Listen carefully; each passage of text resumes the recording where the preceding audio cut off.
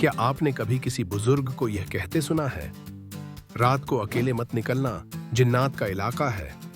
जिन्नात की दास्तानें हमारे समाज में इतनी गहरी जड़ें जमा चुकी हैं कि आज भी लोग इन पर विश्वास करते हैं। लेकिन सवाल ये है, क्या जिन्नात सचमुच मौजूद हैं या ये सिर्फ डर और कल्पना की कहानियां हैं? कुरान और इस्लामी मान्यताओं में जिन्नात का जिक्र साफ साफ मिलता है।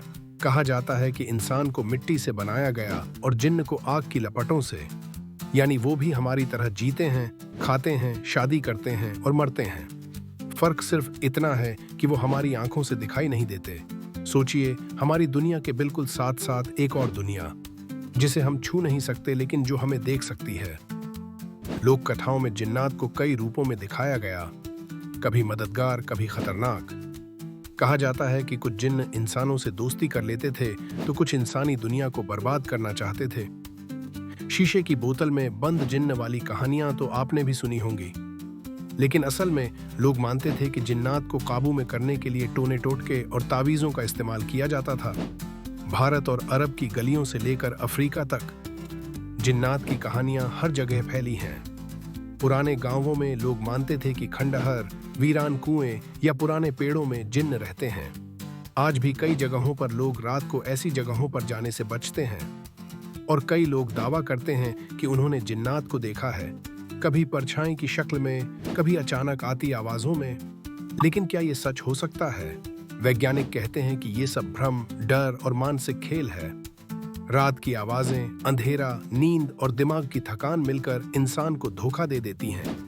लेकिन फिर सवाल उठता है, इतनी सारी संस्कृतियों में एक जैसी कहानियां कैसे? क्या ये महज संयोग है या फिर सचमुच कुछ ऐसा है जो हमारी आंखों से परे है?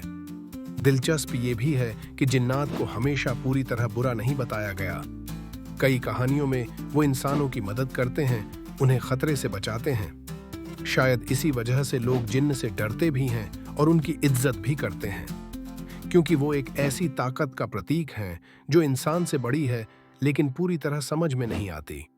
अब सोचिए, अगर आप रात को अकेले किसी वीरान जगह से गुजर रहे हों और अचानक हवा थम जाए, पत्ते हिलना बंद हो जाएं और कानों में कोई फुसफुसाहट सुनाई दे, तो क्या आप मानेंगे कि ये जिन्न है या आप इसे सिर्फ अपने दिमाग का खेल कहकर नजरअंदाज करेंगे? यही है जिन्नात की दास्तान, डर और विश्वास का मेल। शायद वो सचमुच हों, शायद सिर्फ हमारी कहानियां, लेकिन इतना तो पक्का है कि जिन्नात इंसानी संस्कृति का ऐसा हिस्सा हैं जिन्हें नजरअंदाज नहीं किया जा सकता। तो अगली बार जब कोई कहे कि उस खंडहर में जिन्न रहते हैं, तो याद रखिए, ये सिर्फ डर भी हो सकता है और शायद एक अनदेखी हकीकत भी। अब मैं आपसे पूछता हूँ, क्या आप जिन्नात की मौजूदगी पर यकीन करते हैं या ये सिर्फ इंसानी दिमाग की गढ़ी हुई कहानियां हैं? अपनी राय कमेंट में लिखिए और अगर ये सफर आपको रहस्यमय लगा तो चैनल को सब्सक्राइब करना मत भूलिए।